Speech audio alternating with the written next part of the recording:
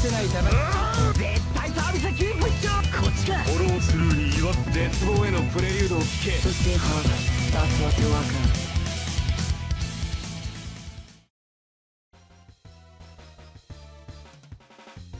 Hey everyone, it's CurlyHairedHero, and welcome back to Prince of Tennis 2005 Crystal Drive. Wow, this team's theme is just dudes with glasses. Alright. We've got, what, Inui, the guy from Diki Diki, we got the previous coach of Segaku, and then some other person wearing glasses. It's just literally an entire team of dudes that just wear glasses. Wow, okay. I'm a little upset that it's taken me 90-something episodes to realize that, oh my god, okay. That all these guys just have, nope, not that one. Oh man. Oh, that means it's not gonna count. Oh, that's so disappointing. I keep forgetting, I've done like I did like a play test of this round really quickly, just because I haven't played in a while. I've recorded the last episodes, I think these, let me back up all the way to the beginning. So we're playing Prince of Tennis 2005 Crystal Drive. This is the Iron Plate 3 quarterfinals. We took down the first round last time. Iron Plate is a super difficult survival singles tournament, which means I'm going up against 3 different opponents, playing 3 different rounds of tennis, and I'm trying to beat all of my opponents, be the last one standing. I am trying to unlock all the Hyote. I wasn't sure if that was the right one for a second. I've said it so much, but then I was just like, is it Hyote? I was about to say, isn't it Outway? Isn't that the name of the team? But no, that isn't correct. Trying to unlock all the Hyote characters this season, and we're using Kabaji, who's also from Hyote. He's going to allow us to unlock Outway, as well as their coach, Sasaki, if I just beat this with Kabaji here. I think, or is it? I think I just have to beat it in general, and then we'll get a character, which is nice. They've also turned off the cut-in animations for this tournament, so specials just come in hella fast. So you gotta be really ready for everything. But yeah, so I took a small break in between recording these episodes. I was originally just gonna keep uploading videos until the new year, or yeah, until the new year, and just keep going like non-stop, taking no breaks. And I was like, yeah, I don't know, fuck that, I'll just take a break, and you know, let me take my time with some of this content, stockpile a little bit up. So I did like 2 videos before Christmas, and then I took I accidentally actually didn't upload a video Christmas Eve because I was just really busy with like work, and I just completely forgot.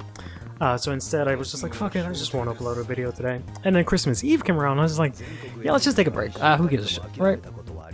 So I went ahead and I took a break, and now we're back. The time at which this is recorded is, I think this is like the 3rd week of the month, but right now, when I'm recording this, is actually like way behind. But it's fine. I know I often try not to, quote in quotations, try not to pull back the curtain on those kinds of things a lot, but I kind of do it all the time in Prince of Tennis, so it's kind of like, fuck it, I'll just talk about it here. But anyways, the point I was trying to get at originally is that I tried to do a playtest of this, because again, I haven't played this in a while, and I don't remember what button it is that I have to press to do that special. When you lose your grip, Kabaji has a special whenever he loses his grip, or rather, his racket breaks, I should say. He can just randomly boost up some of his stats that aren't maxed out by random numbers. So he has a couple of stats that are 1s and 3s. Everything else is, he has a couple of 5s there, so you can max out all the 1s and 3s by a variable of like 1 or 4 extra points or something like that. So it's very interesting. It makes this go a little bit quicker, because typically what I like to do with these games is that I would just kind of go into awakening mode and just fast forward through it really quickly, you know, pick a character that has a good service special, and etc, etc. However, I can't really do that with Kabaji here, because he doesn't really have any of that. He doesn't have a serve special. He has one special that I can't use because it's only for doubles. He has this Hadokyu, which I can use, but my opponent is on hard difficulty, so they can relatively return it with ease. And then the last special I have is the I have two more specials. I have a smash lob or lob defense, where he does a feint into a drop shot, but often don't get to use that because I don't have enough gauge when they actually use a lob. Lob defense specials are always really complicated to use because you have to force your opponent to use them, and then also have enough gauge to use it, right? And impress it at the right time, otherwise you could just completely lose the point.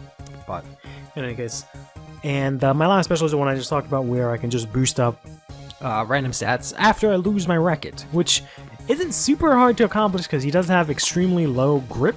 He has grip of just 1, so it's actually not too hard to get him to lose his racket. I've done it, I think, 5 times in the last video or something like that, whether on screen or off screen. But yeah, he doesn't have anything really reliable for me to... Oop, that was an accident, and I got punished for it. He doesn't have any reliable way for me to close out games quickly, which is kind of difficult considering that, you know, this entire game mode takes a very long time to go through. And normally I wouldn't mind it as much. It's just, again, like I've said, college is kind of boring. Oh, there we go. I got another second shot at this. Sucks that I would have been able to use it again, but there we go. It's A that I have to press. I was pressing Y because I thought it was like a taunt special, but nice. If we take a look at our stats now, I've got now 4 ball speed. I think I had like none before. I have 4 quick. I also think I had none of that, but I also have, you know, more grip now. So unfortunately, it's going to make it a little bit harder for me to use my special again. But yeah, that's really good. The ball speed is really all I really need, because once I have the ball speed, Kabaji is actually pretty solid, if I don't say so myself. The other thing that is nice to have is the A time. That's the time that it takes to, or how long he can remain in awakening, I think. I don't know this for a fact. The game might have told me, but again, it's in Japanese, so I don't really know. But it allows me to just actually go into super mode and just buff my stats up even more. Which is, you know, basically all I can do. And I can try throwing out Hadoukens like crazy, but they're not super strong moves. They're super slow. The most they do is push an opponent back. You know, I can't really do anything too crazy with them, unfortunately. So I can't really easily win points. Which is the main issue I've been having with this. I was considering, wow, his fucking thing just completely snapped me out of awakening mode. Wow, that's crazy. Cool. Anyways, I was considering going back and redoing the first round of this tournament, and instead of just using 3 copies of Kabaji, because I'm not planning on really switching out or using a different character. I was gonna actually try and use a different character and then use some of the remaining Hyote cast members that I haven't used yet, which I kind of didn't want to use because I'm gonna have to do a mixed match tournament with them soon. But I don't really remember how many characters I have to use for that. I think it's like Atoe, Kabaji, Otari, and Shishido. I think it's everyone that I'm using. So relatively characters that are pretty well known because it's just, you know, Hyote Team A and whatever. But yeah, I wasn't sure if I should try that because there's probably definitely a couple of characters I can, even though I've used like Kiyoshi, and I think I did some videos with Taki, but you know, I can always just use them again. Like, who gives a shit, right? It's really not that big of a deal. It's just survival singles, right?